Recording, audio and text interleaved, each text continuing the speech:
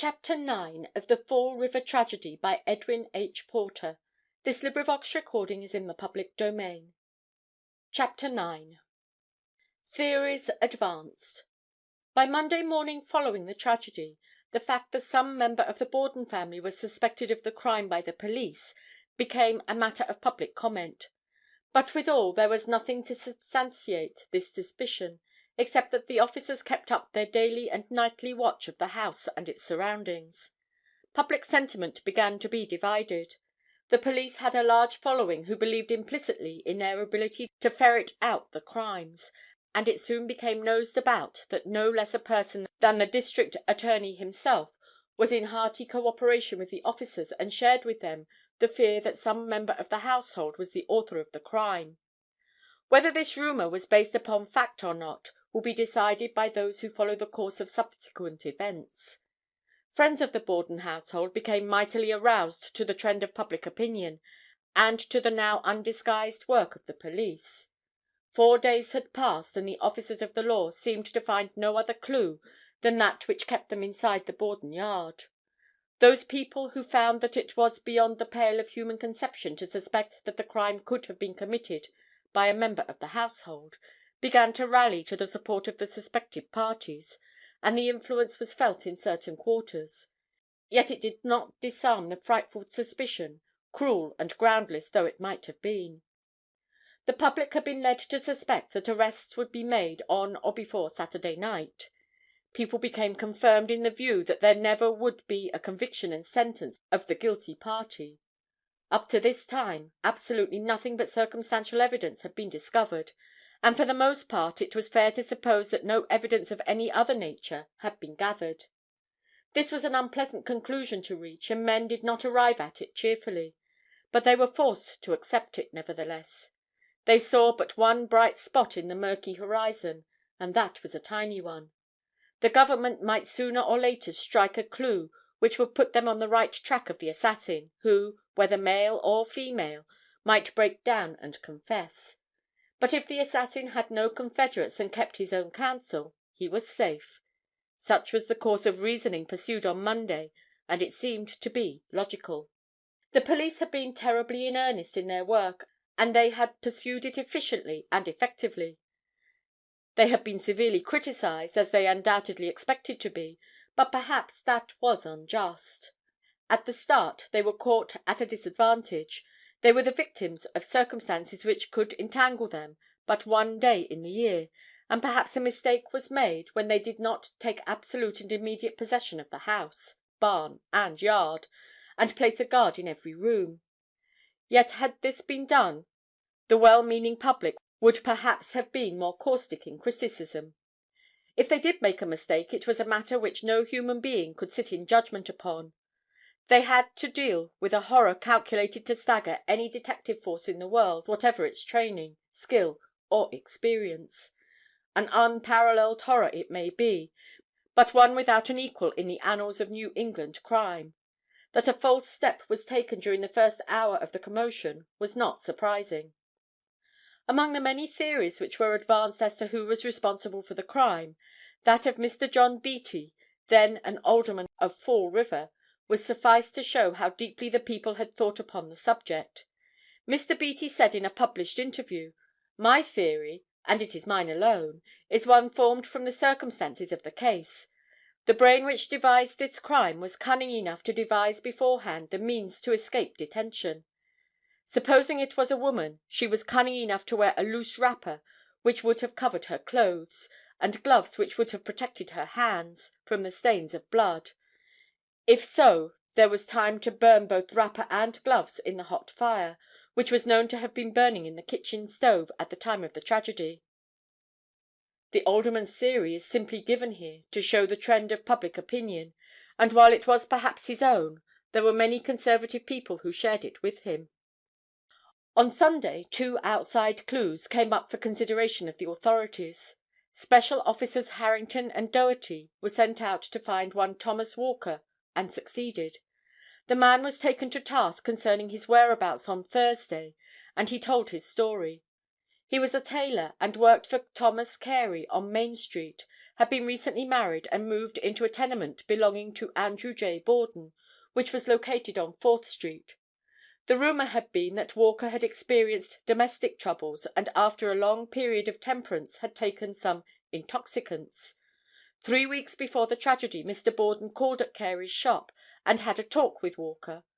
The rent was due and Mr. Borden wanted it paid or else he wanted Walker to move out. After some argument the tenant concluded to move and did so. It was rumored that unpleasant words had passed between the two men and the police deemed it advisable to give Walker a chance to make an explanation. Mr. Walker told so straight and clear a story of his whereabouts on that day that it was taken for truth and especially so when Mr. Carey, his employer, corroborated every statement which he made. The other clue was to the effect that a Portuguese had been seen burying a bloody hatchet on the Borden farm in Swansea. Officer Medley visited the farm and searched in vain where the axe was alleged to have been buried. He found a Portuguese labourer who had been on the farm all day Thursday and who had killed some chickens for market. Another clue which showed a strong point in support of Miss Borden's story of having been in the barn was that told by one Hyman Lubinsky.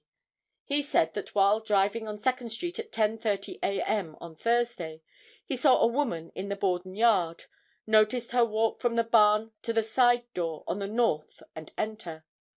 The description which he gave of the woman fitted that of Miss Lizzie, and it appeared to verify her story of having been in the barn as before stated. This man was not introduced by the defence at the preliminary trial. But there was a clue which caused no end of comment, both personal and in the press. Information reached the police that Officer Joseph Hyde had seen a suspicious-looking stranger in the vicinity of 2nd Street on that morning. On the following Tuesday, Dr. B. J. Handy, one of the best-known physicians in the city, made public the fact that he also saw a very strange-appearing man on 2nd Street on the morning of the murder between 10:25 and 10:45 o'clock.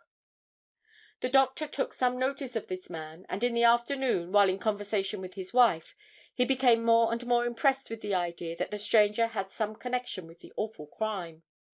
This theory became a matter of much importance and Dr. Handy did not at this time know that Officer Hyde was reported to have seen a similar person. Dr. Handy's statement was that at some time within 15 minutes of 10:30 o'clock that morning, he was driving down 2nd Street, when as he was passing the residence of Dr. Kelly, which is the next house south of the Borden premises, his attention was attracted to a pedestrian walking slowly along the sidewalk near the Borden house.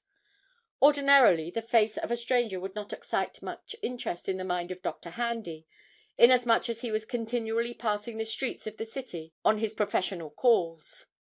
In this case, however, he looked twice at the passer-by and even turned in his carriage to inspect him more closely.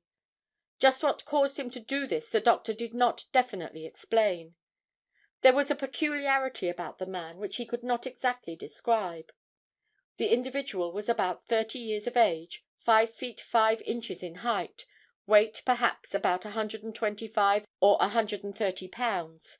His clothes were of light grey, of just what cut and texture the doctor could not positively state, nor could he tell whether the man's hat was of felt or straw. It was not the dress which attracted Dr. Handy, it was the man's features which he saw.